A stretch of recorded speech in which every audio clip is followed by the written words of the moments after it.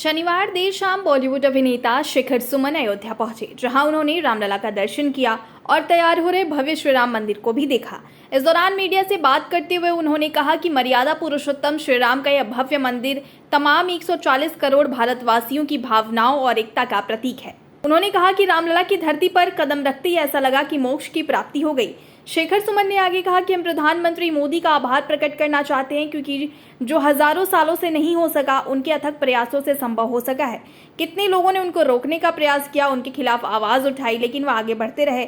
आज न कल उन सभी लोगों को इस बात का एहसास होगा कि नरेंद्र मोदी कौन सा इतिहास रचा के गए। बॉलीवुड अभिनेता शिखर सुमन देर शाम रामलला के दर्शन करने अयोध्या पहुंचे, जहां उन्होंने मीडिया से बातचीत करते हुए पीएम मोदी का आभार प्रकट किया। साथ ही उन्होंने कहा कि रामलला के मंदिर का भव्य शुभारंभ का इंतजार हर एक भारतवासी को है। तमाम 140 करोड़ भारतवासियों की भावनाओं का प्रतीक है मंदिर, उनकी एकता का प्रतीक है, हमारे अस्तित्व, हमारे वजूद का प्रतीक है। और तो ऐसा लगता है कि मैं तो कदम रखा तो ऐसा लगा कि मोक्ष की प्राप्ति होगी। और कुछ जो अनुभूतियाँ होती हैं, कुछ जो एहसासात होते हैं, कुछ जो जज्बात होते हैं, उनको लफ्ज़ों में या शब्दों में बयान नहीं किया जा सकता, उसकी गरिमा कम हो जाती है। मैं तो अभी तो उस अवस्था में हूँ जहाँ सिर्फ महसूस कर रहा हूँ। ऐसा लगता है कि जैसे एक अथाह महासागर में डूब गया हूँ और बस आनंद ले रहा हूँ। वहाँ कोई शब्द नहीं है, वहाँ कोई लफ्ज़ नहीं है, सिर्फ प्रभु श्री राम है, सिर्फ राम। उसने आपने देखा कि एक बिखरते हुए हिंदुस्तान को फिर से जोड़ दिया। वक्त के साथ साथ जब इंसानी जो पहलू हैं वो जब कम होने लगते हैं, तब ईश्वर है कई तरह से प्रकट होता है और अपना असर दिखाता है। तो रामानंद सागर जी सौभाग्यशाली थे कि प्रभु श्री राम उनके ही बनाए हुए एक सीरियल के द्वारा फिर से हर भारतवासी के दिल में उतर गए। तो ये जब जब पाप बढ़ेगा, जब जब हिंदुस्तान बिखरेगा, तब तक राम हमें जोड़ेगा। चीज़ होगा, दुनिया में कोई भी चीज़ कही जाएगी या लिखी जाएगी, उसके दो पहलू होंगे, और जहाँ पहलू दो होंगे वहाँ विवाद खड़ा होगा।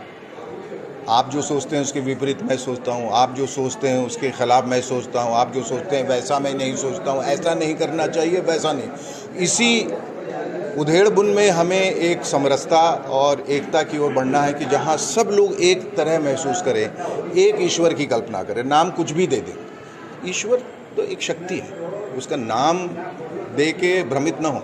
आप राम बुलाएं, कृष्ण बुलाएं, महादेव बुलाएं, अल्लाह बुलाएं, खुदा बुलाएं, जीसस बुलाएं, जो तो ईश्वर तो एक ही है। सबकी अपनी अपनी आस्था है, तो हर लोग अपनी आस्था बगैर दूसरे की आस्था पे हावी हुए बस इंसानियत पर बहुत है। यही एक बड़ी सीख है हमारी ज़िंदगी में। ये हमारा दायित्व है और कि हम कोई ऐसी बात न कहें जो विवादित हो या जिससे विवाद खड़ा हो सकता है, विवादास्पद हो।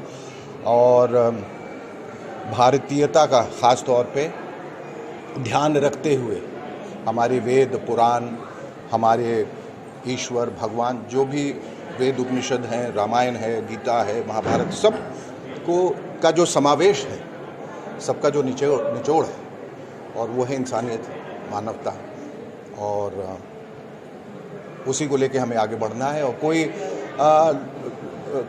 कुछ लोग होते हैं जो वो द्वेष ऐसा पैदा कर देते हैं, लेकिन उनकी बातों में नहीं आना।